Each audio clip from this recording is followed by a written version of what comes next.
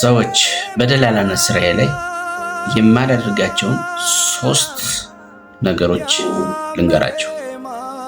አንደኛ፣ የማላውቀውን ንብረት አላስተዋውቅም። ስለ ይዞታው፣ ስለ ንብረቱ ባለቤትነት፣ ስለ ሰነዱ ትክክለኛነት አስቀድሜ ሳላጣራ ለማንም ደንበኛ አላቀርብም፣ አላስተዋውቅም። ሁለተኛው፣ ዋጋ አልጨምርም። ባለቤቱ ካለው ዋጋ ላይ ጨምሬ ደንበኛ አላታልልም።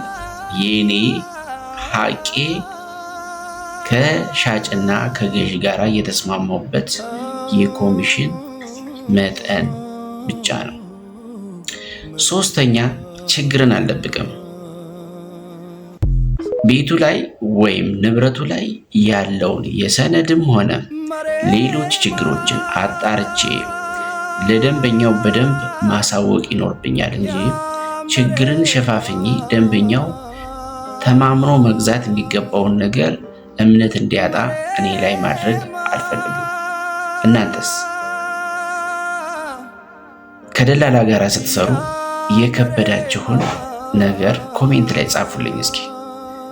ኮፒ ሊንክ ሼር ማድረግ እንዳይረሳ። አመሰግናለሁ።